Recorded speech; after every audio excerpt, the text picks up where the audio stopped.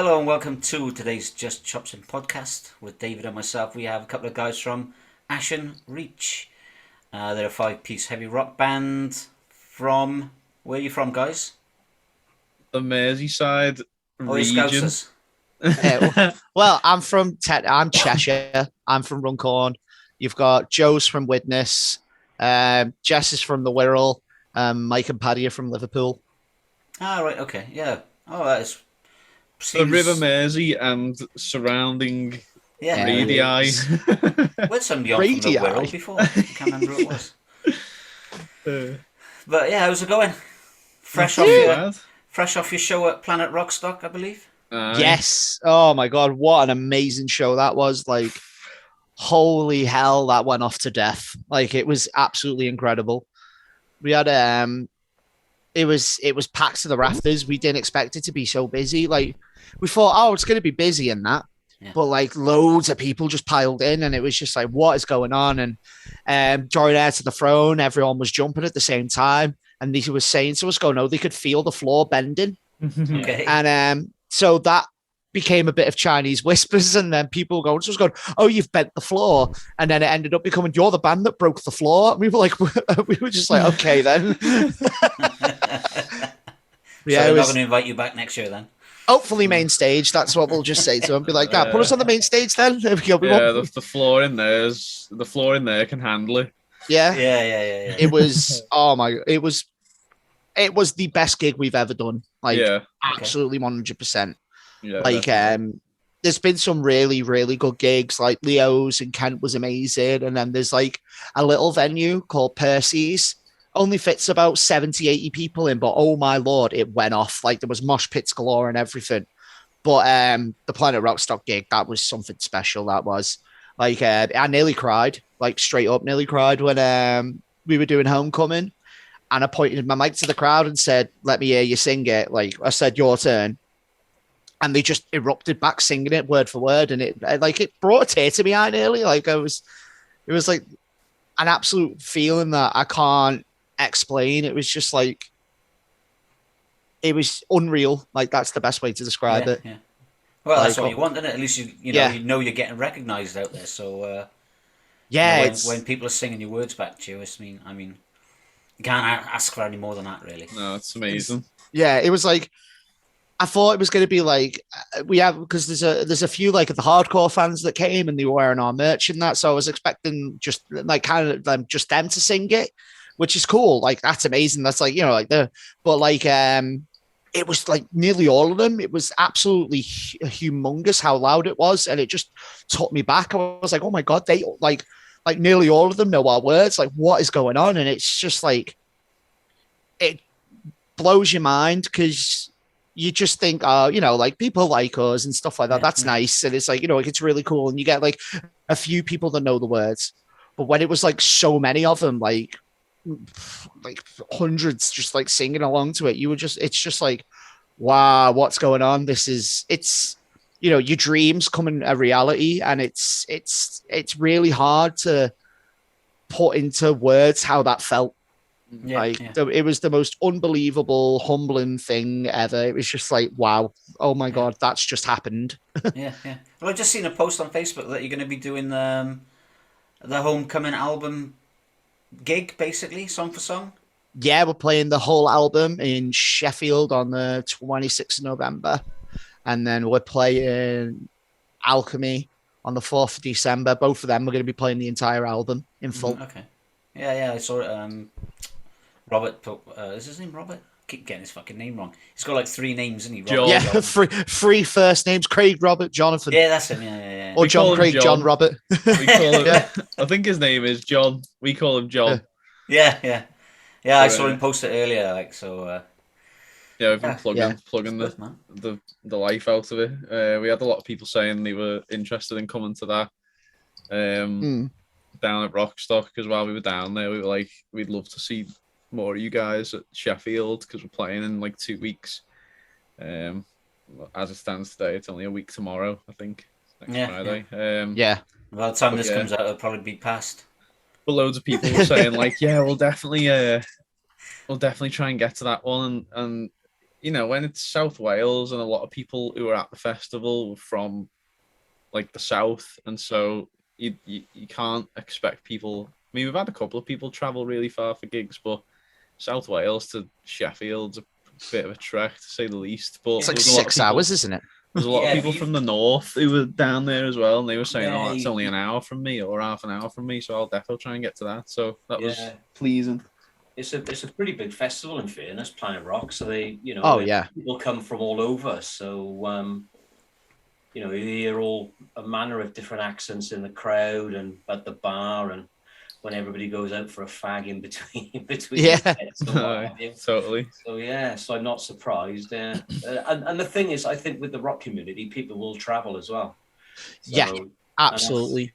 They definitely will, because a lot of them are kind of like my age. They don't tend to go on holiday, or they haven't been on holiday, so they'll just stay the night over. Do you know what I mean? Have a couple of beers and a bite to eat, stay the night over, watch a band, and then go back home the next day. So that's anyway. Yeah, I've seen quite a bit of that.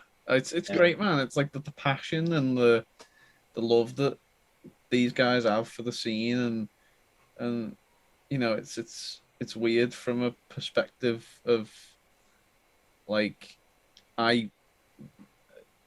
once I started like being in bands, and especially this band, we've been so busy.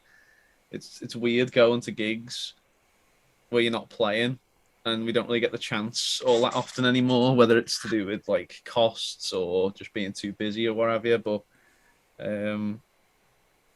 like I remember going to Planet Rockstock myself years ago with a friend of mine, and we went 2 years on the bounce. We went to Steelhouse. We went to all sorts of these like big festivals, but you get like your up and coming acts on these types of festivals as well, which is brilliant. You have like your big headliners like your Europe or Stone Brokens. They're kind of, I wouldn't say they're up and coming because they are big in their own right now, but they're definitely like rising, but established. The Darkness. Who else headlined the year we went? Like Black Star Riders, formerly Thin Lizzy, and they're the ones. I say they sell the tickets, and bands like that do sell a lot of tickets, but the types of people who are coming to these smaller big festivals, they want to see the new bands as well. Yeah. And they're going not just for the headliners, but they want to see what's coming through and discovering new talent and stuff. So it is really awesome. And I can remember traveling to all up and down the country to all these different things, and the passion, the love is there, and we really felt it last weekend. It was amazing. Yeah, it felt like that's my first time ever going Planet Rockstock ever, and it just felt like one big family. Like it was amazing. Like the vibe there was absolutely fantastic. I didn't see a single kickoff at all. I didn't see anyone usually you go out somewhere, people get drunk and they might start like scrapping or something like that. Nothing at all. Not even like not even like an exchanged angry word or anything. It was just everyone was just there to have a good time, listen to music, have a drink, buy some merch, just have fun. And it was like that's probably one of the best festivals I've ever been to, like ever. Like absolutely incredible. And from being on both sides of it, so from like playing there, the guys who ran it were absolutely unbelievable. Like it was completely spot on. Like there's genuinely no faults. I couldn't go, maybe this could be better. Nothing. It was just the perfect festival. And then when we stayed on the Sunday and we were there as punters, again, it was just the perfect festival. It was so good. Like everyone was just there having a good time. Everything was on time. Everything was spot on. It was just like, it was amazing. Like even if we don't play next year, I'm totally going because it was such an amazing vibe. It just felt nice. It was like, because like obviously what's going on with the world and everything right now, it's a bit of a mess. But like it was just for them like couple of days. It was just perfect. Don't have to think about problems or worries. It was just good vibes. A little bit back to normality, if you like. It was like true peace. Yeah. I mean, David mentioned that. I mean, obviously, because David was at Planet Rockstock, but he was also at Steelhouse this year. And I mean, when Steelhouse opened back up. Yeah. Yeah, for the first time in what, Dave? Was it a year? Or did he miss 1 year or 2 years? He missed only 1 year. 1 year. Same as Rockstock missed a year as well. Yeah. You know, everybody is so grateful, I think, that the scene is opening back up again. Oh, yeah. 100%. There's not much room for animosity, really, is there? No. Everyone's just excited to get back out there and get and meeting new people. You know, you're in an environment where everyone is pretty like-minded. You know, not everyone's going to love the same bands and what have you, but that's the beauty of it. But at least you've got that starting point of just rock music. You know, you've instantly got...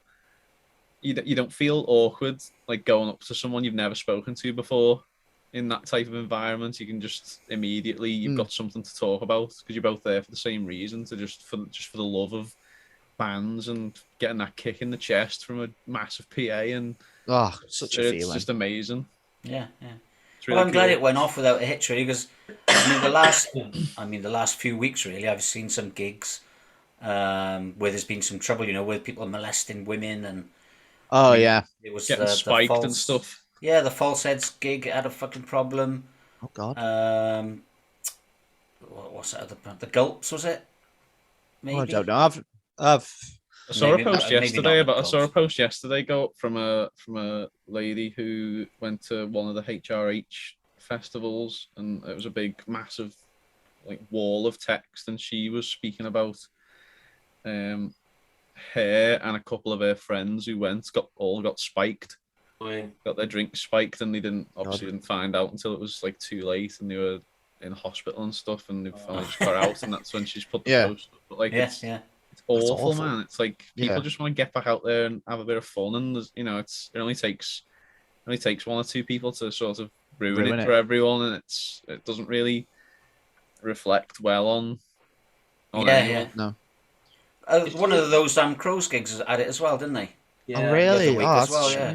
It's probably hard at Rockstock, in fairness, because there's nowhere to put your drink, so you're holding them all the time. Yeah. Whereas, you know, you the only time you give your drink to somebody else is when you go to the loo, because there's very few tables there. No. Even in the Graham Harding stage you played in, there's a couple of round tables, wasn't there, where some people were sort of like surrounded, but in general, most people are holding their drinks, in fairness. Yeah, but a lot of it I see is just people being fucking touchy-feely, you know? They're getting pissed up, like, groups of lads, and then maybe it's just like daring one guy to play elbow tit or whatever, you know? Yeah. It's the mob mentality as well. It's like when you're in a big crowd and, like, there's a woman walking past or something, people have drinks or, you know, whatever else, you know, and it's like it's the anonymity of, they're not going to know it's me, or you know, like they feel like it's an environment where they can get away with it. Like if it was just like them two out in the open, you know, you'd never dream. But because they feel like they've got enough cover to get away with it, it's suddenly okay, and it isn't. It's people just want to have a good time, and it's disgusting. Or they've had a drink and they suddenly think they're like dead hard and stuff like that, and they're just like, "Oh, what are you gonna do about it?" And it's just like, "Nah, you just scum." There's no excuse. No excuse at all. But there was literally, I didn't see anything like that, even a hint of it. Like it looked like everyone felt safe in that festival. Like there was no like. Well, so they fucking should, you know. There's no reason not to, is there? No, exactly. Obviously, I can only speak for what we saw.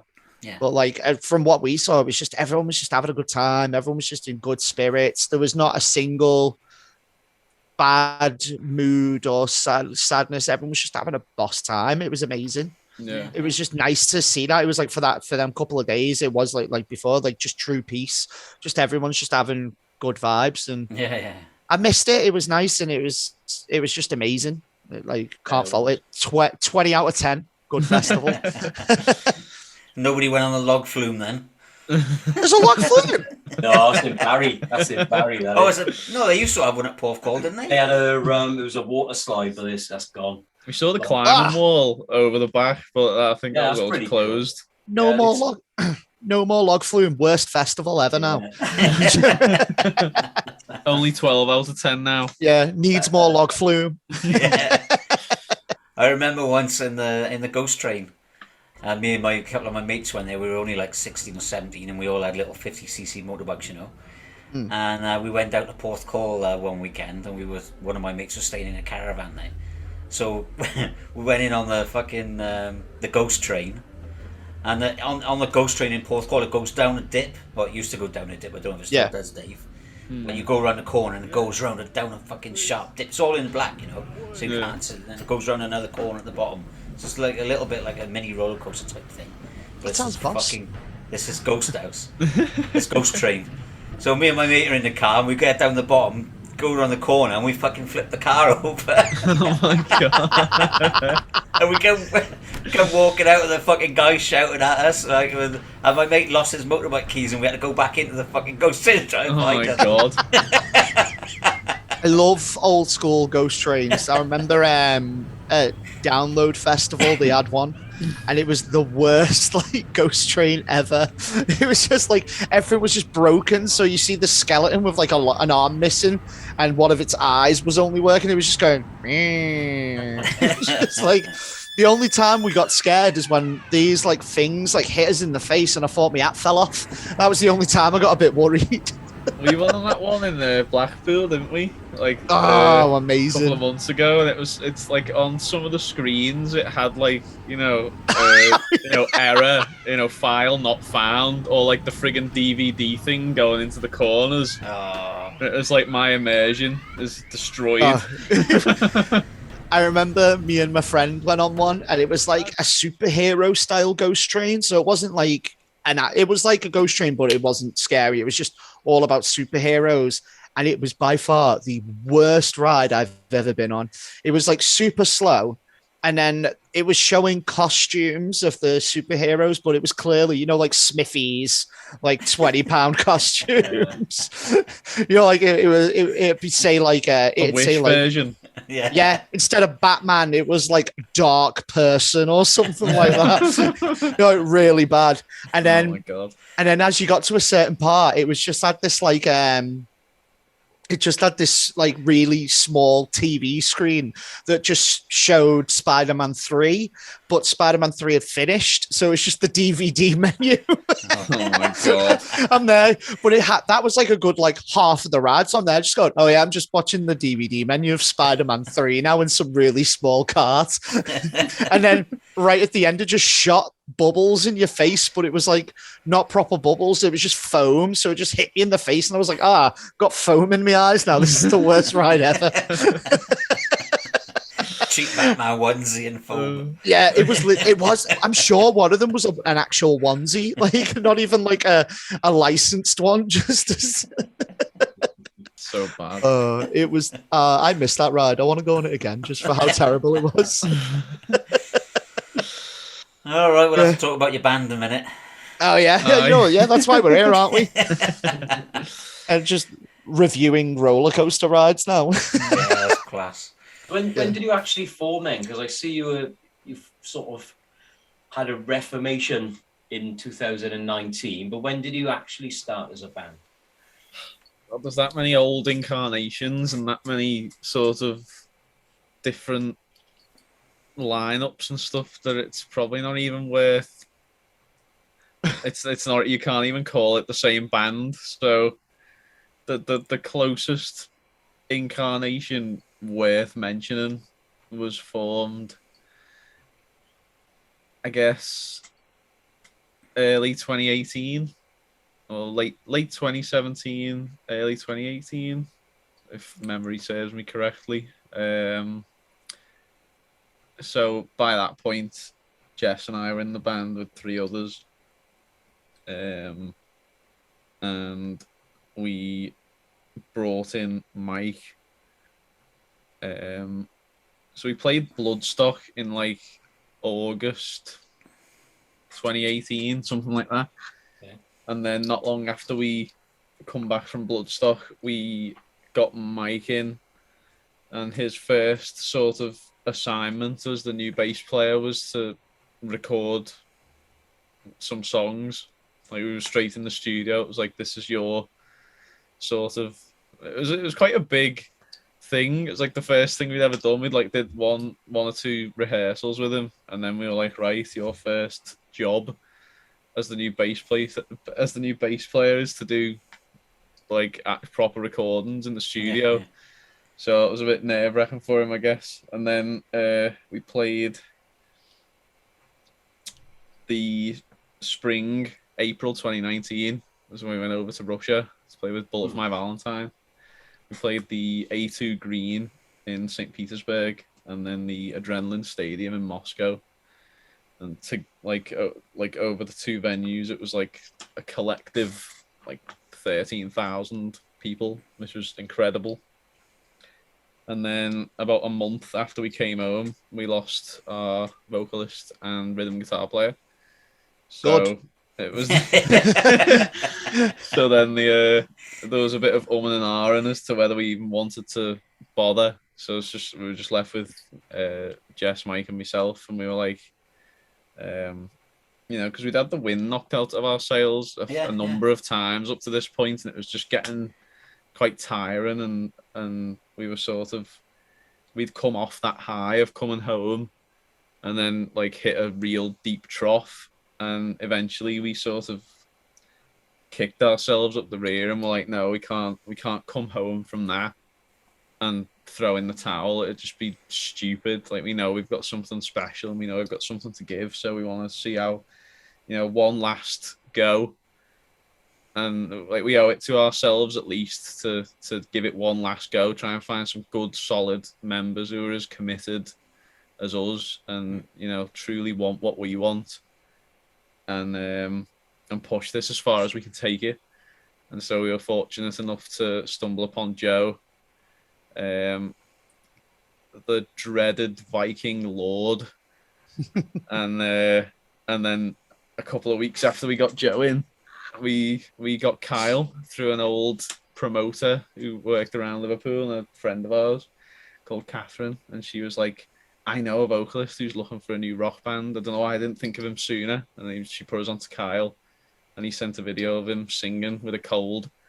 Okay. Whoa, chest infection. Let's get it right. So he's absolutely full of it, singing one of our older tunes.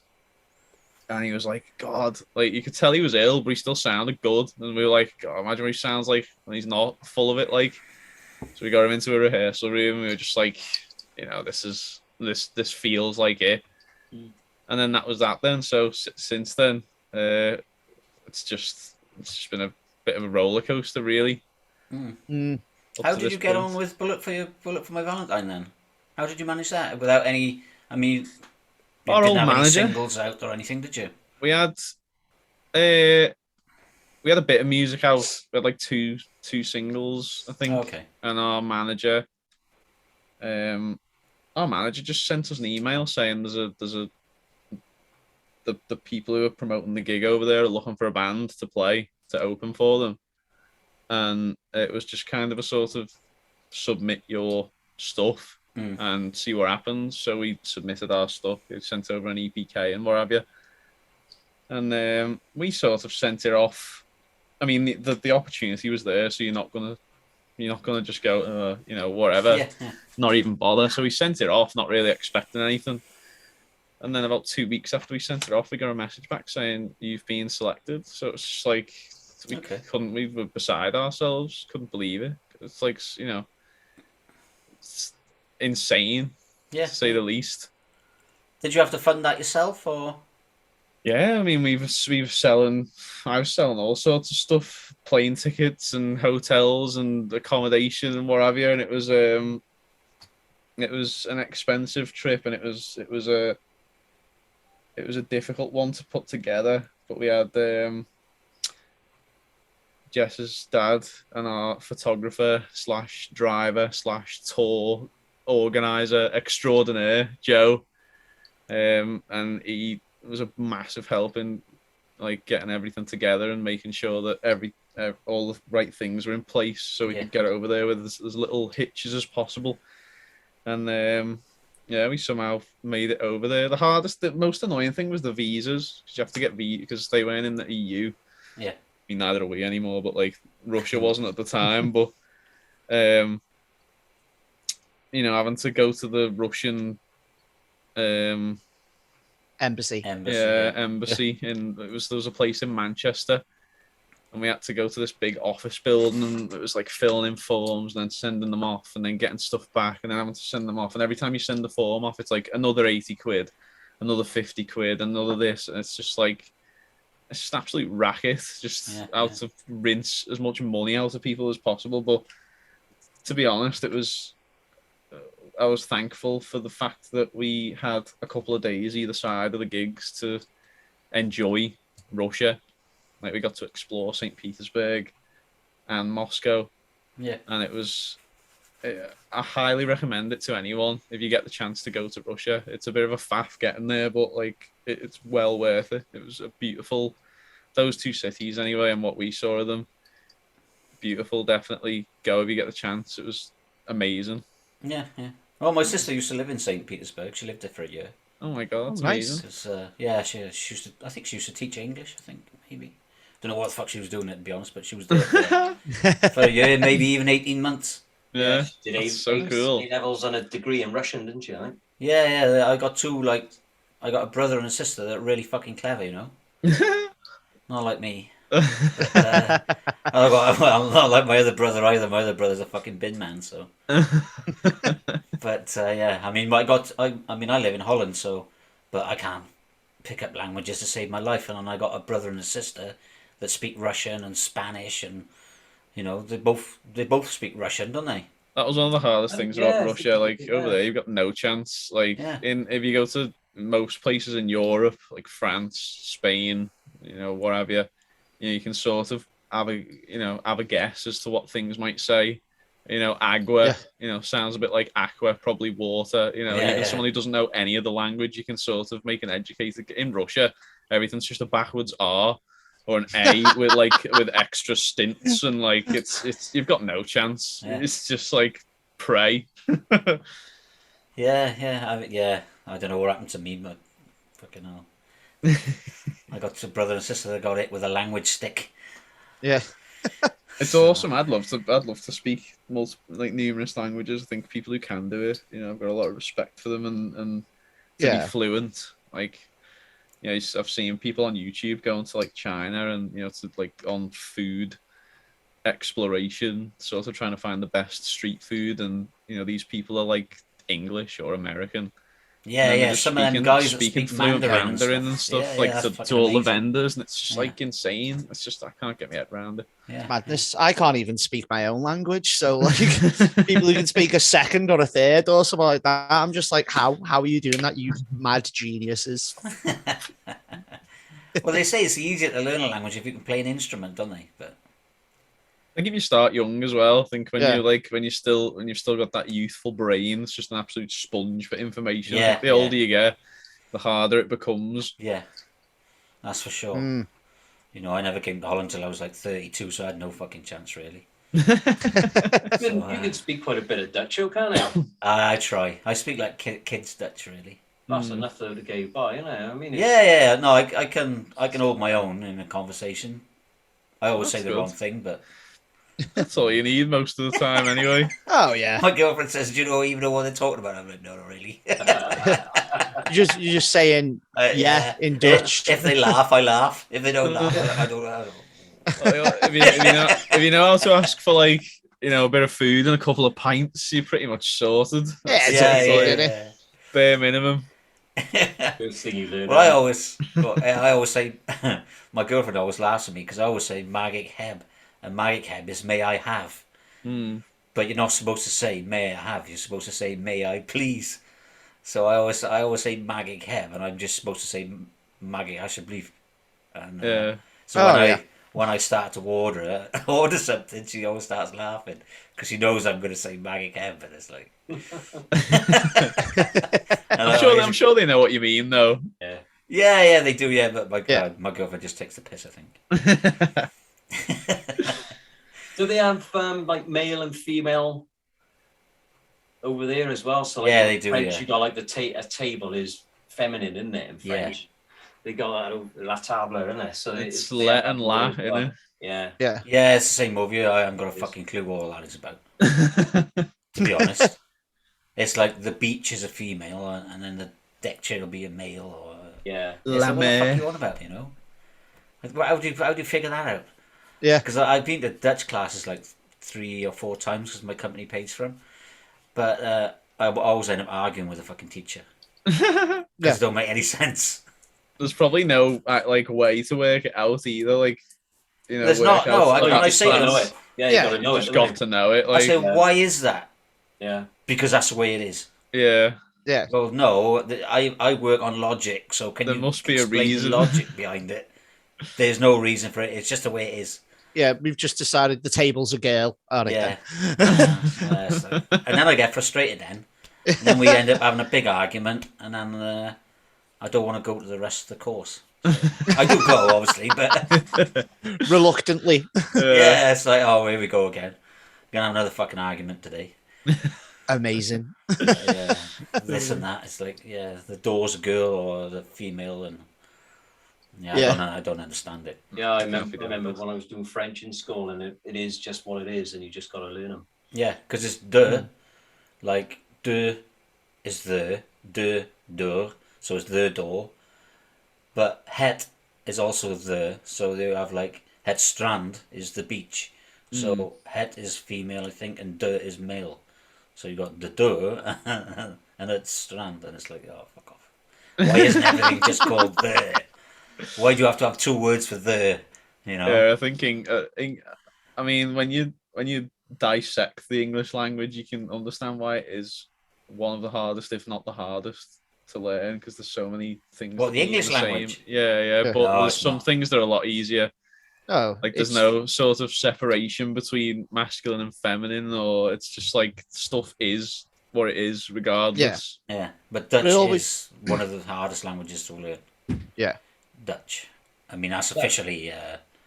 Is that because there's a cross section of? Because I guess it's got a bit of French in it, a bit of German, a bit of Belgium in it, a bit of English.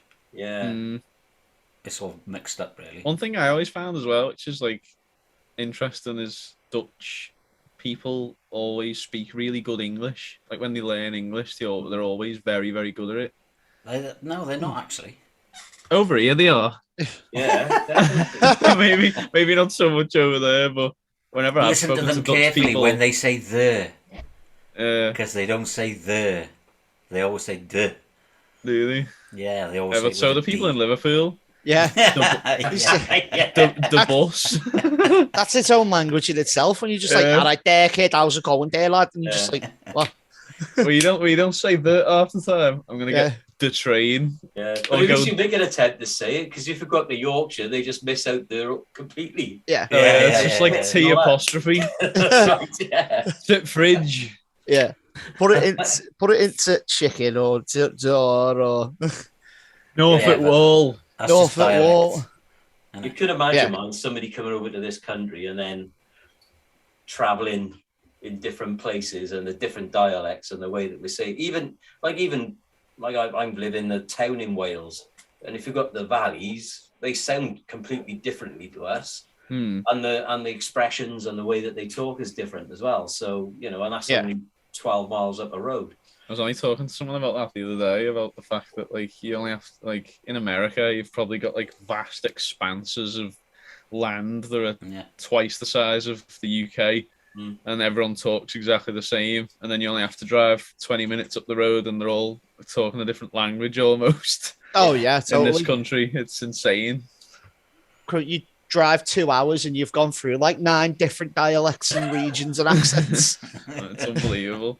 It's interesting though. It's interesting. It's like still quite culturally rich, and I like going to new places and hearing how people say things differently, or picking up expressions, and sometimes you have a good laugh with people when they word things in a more humorous way or something like that.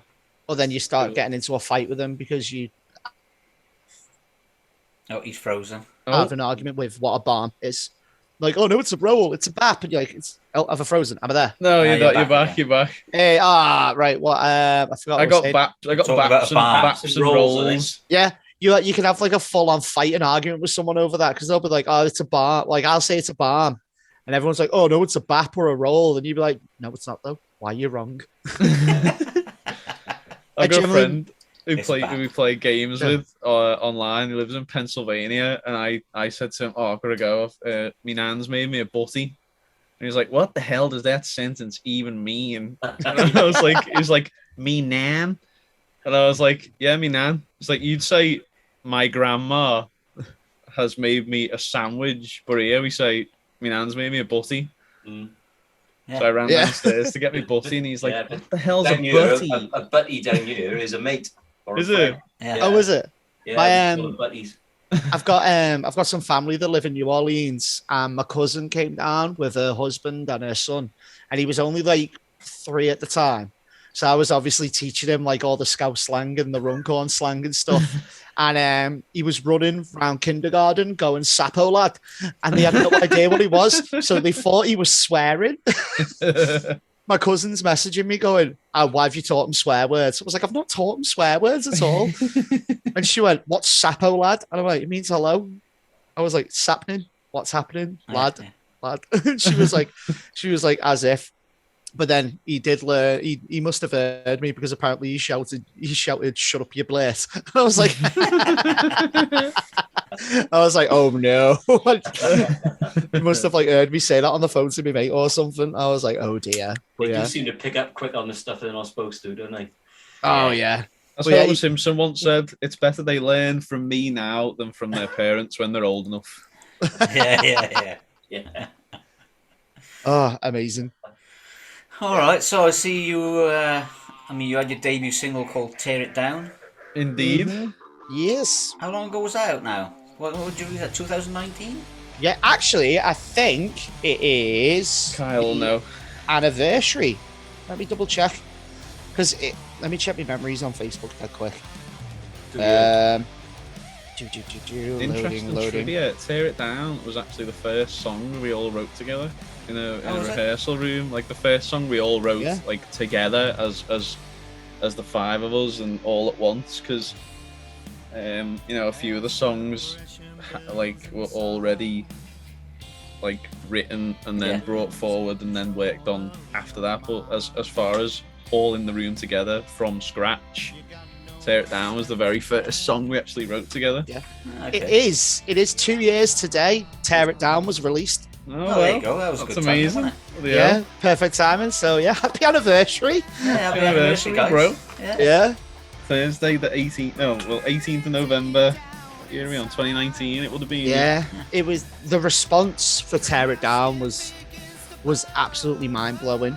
Like, we didn't expect it to blow up as much as it did. Because obviously like we were like tiny at that point because brand new lineup and stuff like that. It was like, I think, what was it? The page only had like 1,000 followers at the time, something like that. Yeah, it was between 1,000 and 2,000. Yeah, like in the 1,800 region, maybe. It wasn't a lot. It was a lot at all. How many you got now then? 6.3. 6,345. I want to say. It's just going up and up and up though. Like every week we're checking and it's gone up another 50 or another 100. It's pretty like spectacular. Yeah. To be honest, we've been showing a lot of love since obviously "Tear It Down" and then everything after that as well. It's just been Sorry, Kyle. Anyway, you were saying. It was just mental. It blew up. Like, we didn't expect it because obviously we were like so small, and then what was it, like 20,000 views within like a week, something stupid like that. It was just like, we just went, so we were like, oh nice, we've got like 100 views, and then 2 hours later, we've hit 1,000. And then we were just like, the next morning we've hit like 8,000 views, and we were like, what is going on? And then by like a couple of days later, it was like, I think it ended up being like something like 32,000 views in total or something like that. And it was just absolutely mind blowing. Just like, what is going on? We were having people, it was like loads of people saying like, oh, this is amazing and stuff like that. You had a couple of people dead surprised by the verse because it starts off super like chunky and then it just drops and it goes like quite kind of soul-y kind of a little bit, like really like a complete vibe change and then back to a big chorus. So I think because it was it was quite changing and stuff like that, it just intrigued people. And then a couple of months later, we released Prey, which was completely different vibe. Like we wrote that as like, you know, when you watch a horror film and you feel a bit like uneasy watching it, you know, like it makes you feel a bit uncomfortable. We wanted that in the form of a song, you know, so when you will listen to it, like if you listen to it, you're like, oh, it's a good catchy song, this, but then if you like proper listen to it, you're like, oh, that's dark. That's like, is that the lyric video with the woman walking down the street? Yes. Yeah, right. Okay. That's Just and Paddy walking, making the video, isn't it? Yeah. I was the stalker and Jess was the prey, as it were.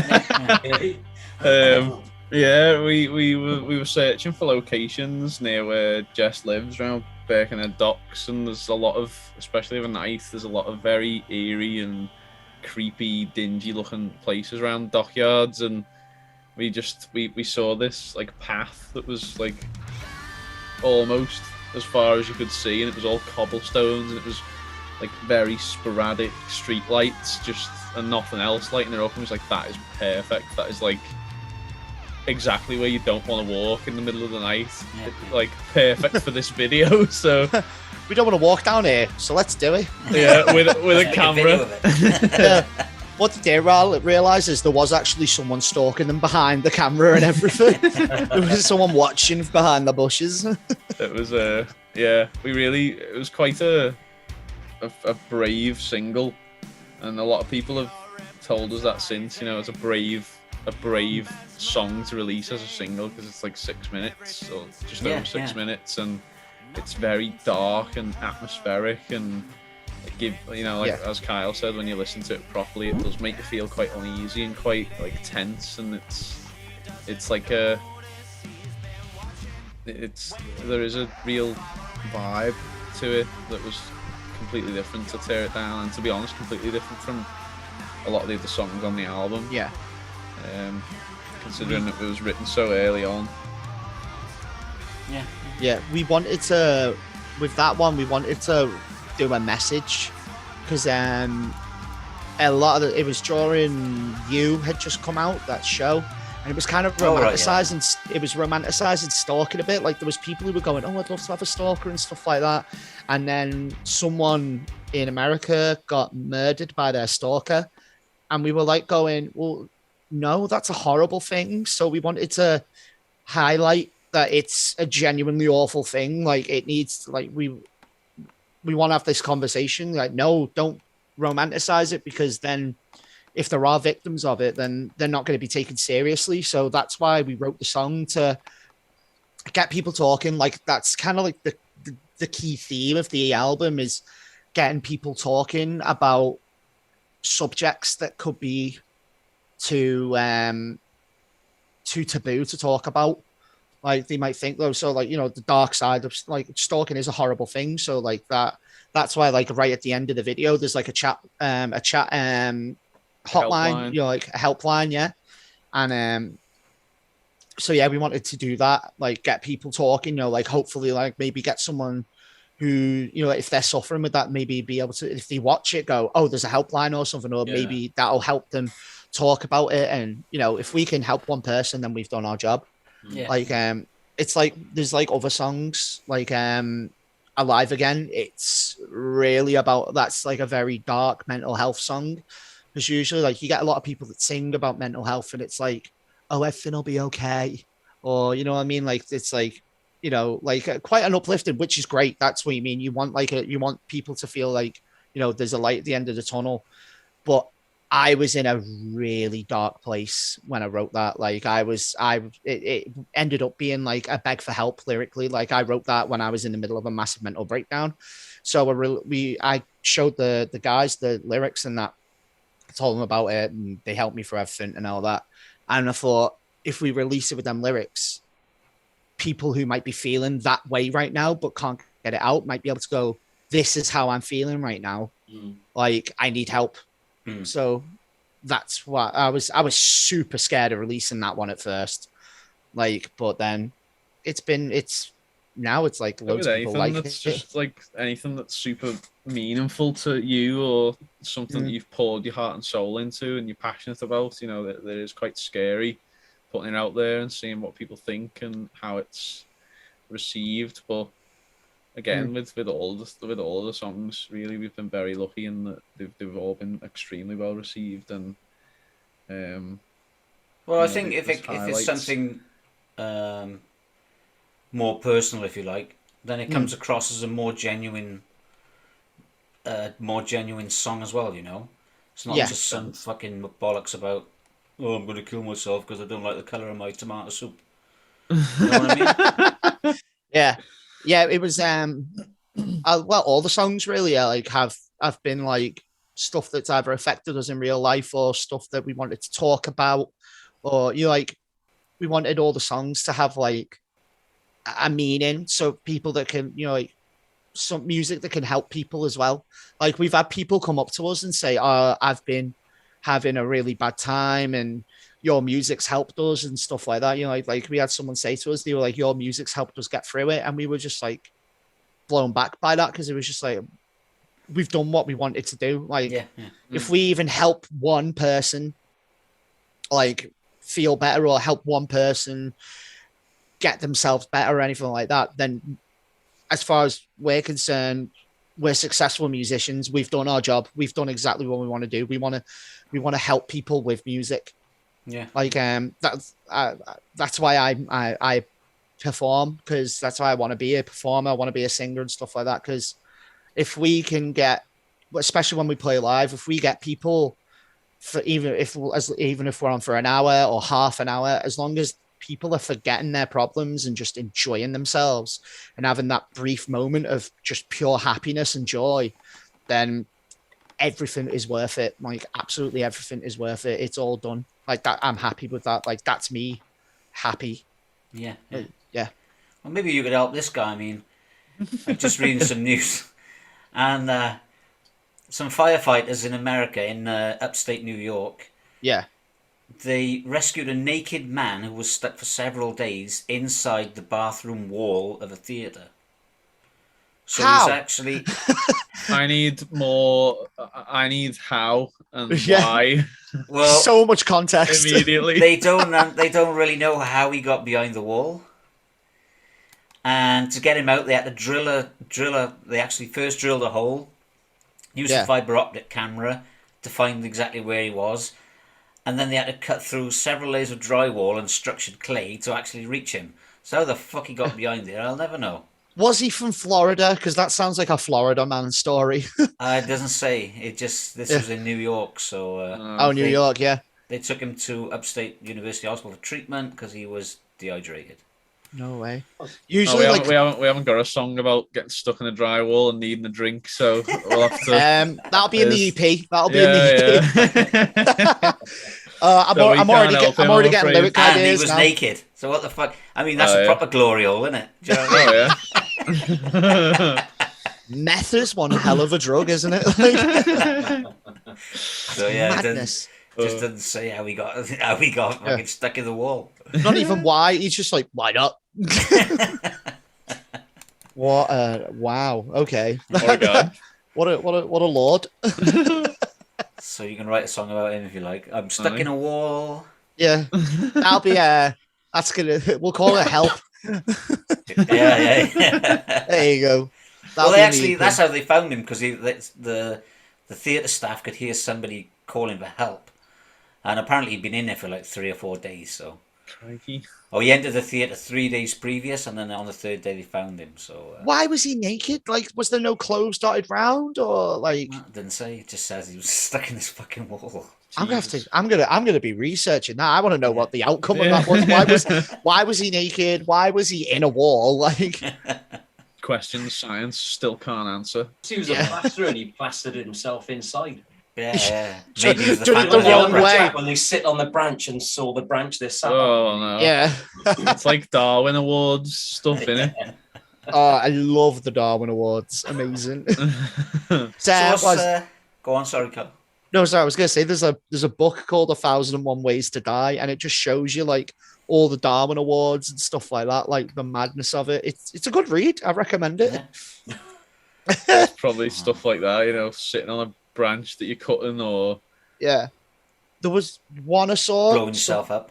The one I read, some woman was making jam, and a jam set on fire, so she threw it in the garden, and it set off a World War II bomb that was hidden underneath underneath her garden. She didn't know about, so it just went boom. It's like, crikey, what was in that jam? Kerosene. Strawberry compote. Yeah. So what we got next, guys? What's in the plans for you, Ashen Reach? We've got 3 gigs for this year. So we've got Sheffield, Runcorn, and we've got Ipswich. And then we're going to write. We're going to focus on writing. We've had a lot of people going because Homecoming, the album's been out for a year now. Mm-hmm. Obviously, with lockdown, it took us a lot longer to start touring. Like, we didn't start touring until July. So that was relentless gigging. Like, we weren't like, oh, we'll do 1 or 2. It was as soon as we went, gigs can happen, we were like, right, that first weekend we're gigging. And we pretty much gigged like 2-3 nights a week for like countless weeks. We went on tour with Haxon and Mad Haven, and we supported like Inglorious and Phil Campbell and the Bastard Sons and stuff like that. Played some festivals, and we just wanted to get out there. Did a couple of headline shows as well. We wanted to tour that out. So now we've toured it enough, and we've gigged a load, and now we're getting people asking us when the next album is out.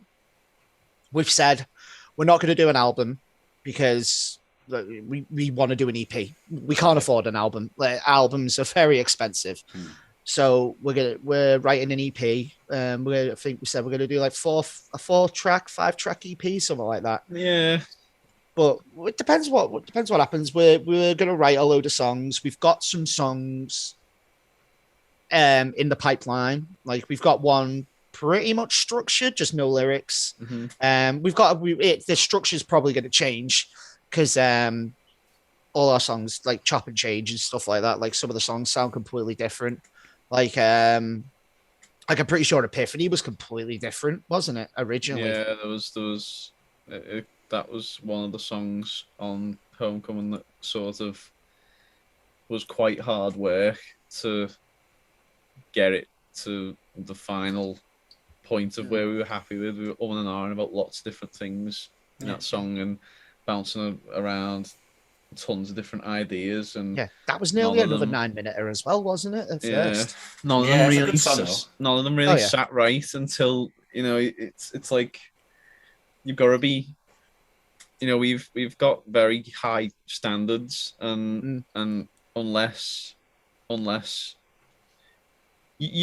something's there, and until we hit that point, it's like, no, we've just got to keep searching because it will be there. We've just got to find it. We've just got to find this golden, and unless you bring an idea to the table that gives everyone goosebumps or that gives everyone like a thrill when they hear it, it's like, well, what's if it doesn't do that, then what's the point in even pursuing it any further? You've got to make, because if you don't feel like that, how are you expecting anyone else to when they hear it? Like, it's.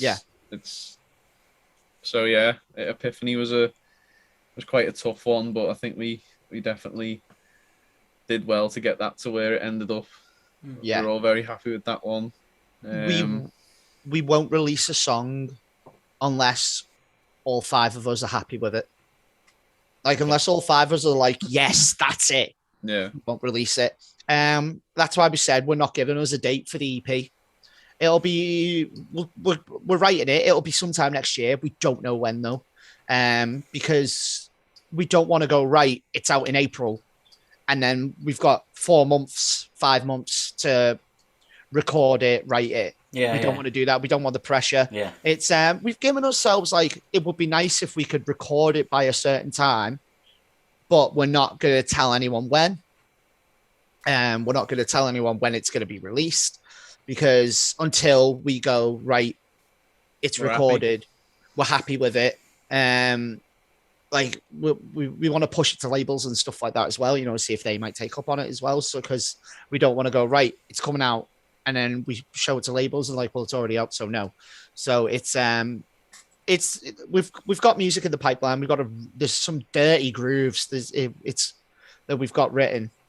Like, there was Like, but we all have different ideas, so it won't just be like, oh, I write the lyrics, or only Paddy does the lead guitar or anything like that. It's like we all chip in with different ideas. Like Here I Go, lyrically, Paddy wrote all of that himself. Like every single lyric in Here I Go was just completely Paddy. Okay. Like so it's like that was a rare occasion though, and I brought that to the guys like sort of as it was, and was like, you know, what do you think? And, you know, normally at that point we'd be like, oh, let's look through and see if anything needs changing or making things sound a bit nicer or what have you. But the guys were all just like, no, we like that how it is. And that was a very personal song to myself, because it was about it wasn't a time I was going through at the time of writing it, but it was remembering a time when I had gone through some like very dark moments and a dark period in my life, and it was just like a sort of like a release, for want of a better word, just getting it onto the page and trying to express it in a way that I otherwise couldn't. But a lot of the time it's not like that. It's more, you know, someone will have a starting point, like be it a riff or a chorus or whatever it may be, and then like that acts as like the foundation, and we build from that. But yeah, it totally depends on the song. We were all kind of written in slightly different ways, but everyone gets a look at least, and everyone gets to sort of analyze, and we all look at it together and swap and change things or tweak until we're all like, yeah, this is good to go. Yeah, there's no main songwriter. We're all equal when it comes to the songwriting, and if we think that makes a better song, like, because it's a song that we all believe in, because, you know, like we've all like worked together, so it's not like oh, here's the complete song I've wrote, like this has to be like this. It's no one's precious with anything. Like I think there's only 3 songs that had one of us do all the lyrics, which was Here I Go, Alive Again, and Homecoming. All the rest was all of us chipping in. So like we all like, we'll go, right, what's the vibe of this song? What are you like? We'll hear it, the structure. Like one of the songs we're writing at the moment, we played it and we were like, what vibe are you getting from this? And then we discuss vibes, like, oh, I think it feels like it could be about this, or I think it could be about this. But I think one of the song that we're in the middle of structuring and stuff, I think we all pretty much had the same vibe, didn't we? Yeah, I think you can tell, like when you start on an idea and you immediately get like a vibe from it, or a theme, and you think from the music what like it wouldn't suit being written about something uplifting because all the chords are quite dark or dissonant, or and then it wouldn't suit being written about something like this or whatever it may be. Normally the music sort of decides for itself, if you like, what path it wants to go down, and we just sort of discover it, if that makes, without wanting to sound too sort of pretentious.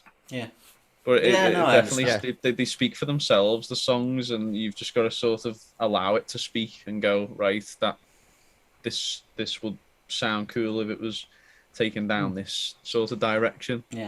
Yeah. Like we've always said, the biggest ego in the room should be the song. Yeah. And we all live by that vibe. So it's been working really well. Like none of us will go, oh well, no, this is spot on, how dare you, or anything. It's like I've had lyrics where they've gone, no, that's a bit shit, and I've gone, no, fair. And I've listened back to it and gone, yeah, actually thinking back, it is a bit shit. Or like vice versa, like there's a riff, or one of us will be like, ooh, that's no, maybe not that riff. Or you're like, what about if we change it this way and stuff? And everyone's like, yeah, that's sound. And then I think it makes a happier product, because I don't think there's not a single song on the first album that we've written that none of it, like one of us isn't happy with, if you know what I mean. Like everyone's like, nah, it's exactly how we wanted it.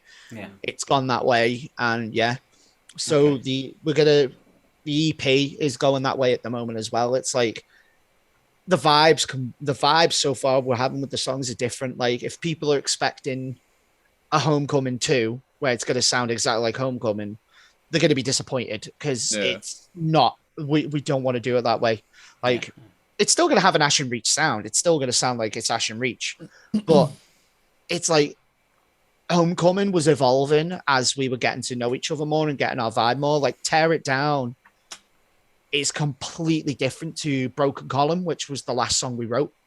Like, Broken Column, we wrote that in the album, in the recording studio because of lockdown and everything like that. And they're totally different vibes. Like, we started finding it, like, you can hear through the album, we're finding our feet. And then like Broken Column and like Alive Again, Head to the Throne and stuff like that. And Homecoming, that was like that. That's when we found our. I think that was an achievement in itself. Like making it were songs that we'd written at the very start, and like you say, finding our feet, like getting all of those songs to flow and work together well. Because it's not like a crowbar. There's no crowbars anywhere where you're just like, whoa, that's like completely different, or to like the last song, it ebbs and flows really well, and it all fits, even though like you can hear in songs like Fighting for My Life and Tear It Down, there's like, it's still got that modern edge and that modern twist to it, like whether it's a percussive nature or whatever it may be, there's still a modern twist on like quite a big classic rock influence, because like, you know, myself and Joe grew up on like 80s hair metal, and yet like Joe's into a lot heavier than that as well, like black metal and, you know, Scandinavian stuff, and but his favorite band's Iron Maiden, so that's a bit weird. But there's all that White Snake, Van Halen stuff is all still in there. But when we got further into the writing process and in the album, as you say, Broken Column, Epiphany, Hole in the Sky, they're a lot more modern sound than those songs, and Homecoming as well. And Homecoming's a bit of a weird one because like I had all the music for that ages ago because we'd done something with it before, but with old members, but it was just not quite where we wanted it. So that was actually Kyle's first sort of assignment. I was like, we've got this tune, it's monstrous and epic. Write some lyrics for it, and we'll see how it goes. And again, Kyle went away, wrote stuff down, come back. We all had a look, and we were like, we're happy. Yeah. You know, so so that's cool. But we found like Kyle mentioned before, we were finding our feet, and that's another good reason. It's not entirely sort of a monetary thing with doing another album. It's like we don't really. The album's only been out for a year. There'd be no point going into next year and just getting straight back in and recording another album. It would cost a lot of money, and then doing press and trying to get it plugged and stuff and all the rest of it. But an EP acts as a sort of it's a stepping stone, really, isn't it? Yeah, it's a stepping stone into allowing people to see where we're going as a band, what musical direction. It's like you've heard us finding our feet in Homecoming. This EP is going to be like fine tuning and going like, this is the direction and this is the sound we want to pursue, and seeing if people enjoy it or not, and then later on moving on to album 2 whenever that is. So it's like you said, a stepping stone. It's just it's a bit of a bridge in it between your two albums. So but who distributes your stuff then? Because I want to tag a video on the end. I want to put some of your music in the video as well, and I don't want to get flagged for copyright. So digitally, we have Amplified Distribution, who are based over in the States. Oh right, okay. They do all of our digital releases. So if our songs are on Spotify, Amazon, iTunes, any of the big streaming sites, it's because they've put it there. Yeah, and your videos? Videos we release ourselves. Okay. And anything physical we release ourselves just from home. We just upload it onto the okay. So cool. Or send it out, go to the post office. They're on the trips. Because obviously I'm going to whack a video from YouTube on the end, and then totally. Yeah, of course. If I get pulled for copyright, I'll be coming knocking on your door. No worries. Not that I make any money, or we don't make any money.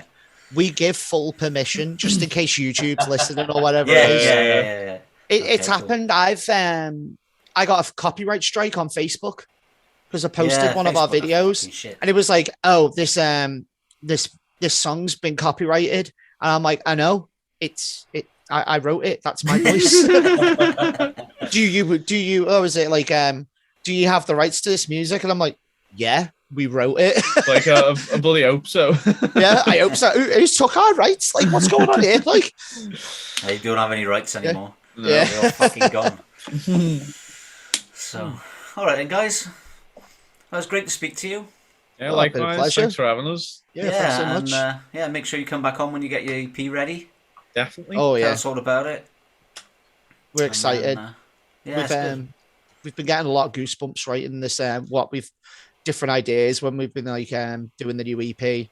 Like when we've been in the rehearsal room, we'll be like, "Whoa, that sounds really good," or we'll be like bouncing, and we'll be like getting a proper buzz with it. So we're excited to see what's going to happen with this next EP. There's been some... We don't even know what it's going to sound like yet, so it's exciting trying to discover it ourselves. There's been some mad vibes. Like we want to experiment a bit more as well, because like Paddy and Mike can sing really well, so we want to like capitalize on that idea. So like have 3-part harmonies, have like cross sections and stuff like that. You like make it like so it's not just my vocals with them two just oohing and ahhing or saying a couple of words the same as me every now and again. We want to like experiment with that idea and stuff. And there's been a few different styles. Like there's been a couple of ideas that are like quite metally, or ones that like really new metal vibe, or ones that's like hard rocky. I'm excited to see where this EP is gonna go, because we have no idea ourselves. And even Here I Go is a little bit of a taste towards that, because that was like, I can't remember, it might have been Kyle, I can't remember whose idea it was, but that's like, I brought that song in, and then to sort of spruce it up a bit, it was like, I think he said like, why don't we do like just an entire harmonized like the whole way through. Yeah. And so like pretty much the entire song is like myself and Kyle, like as just like a duet essentially, but totally harmonized the whole way through. And it was like, when we heard that back, it was just like, oh my God, this sounds so cool. We were so happy with it. It was because Paddy wrote that all himself, them lyrics all himself, and it was such a personal song to him. It didn't feel right if I just sang it. Like it just didn't feel right to me. It didn't, like not like because I thought like, well, this is him pouring his heart out here. So I was like, let's just do it as a duet. Like, let's see how that works. Like, because like I was gonna say like have Paddy take over it and I'll just harmonize or whatever. But we did it as like one big harmony the whole way through, and it just sounded really good. So we went with that vibe. Okay. Right, and cool. Happy with that. It's good. Sounds exciting then. Yeah. You want to be knocking on Max and Mikey's door as well, to come down to Steelhouse next year then. Yes. Definitely. That would be very good if we could play there. You never know. Fingers crossed. Yeah. You never know. Right. Yeah. Cool. All right then, guys. I'll let you go. Okay. No worries. Thanks very much again for having us. No worries. Thank you it's so been a pleasure much. speaking to you. Yeah, and you. Take it easy. See you in a bit. Ta-ra. Bye bye.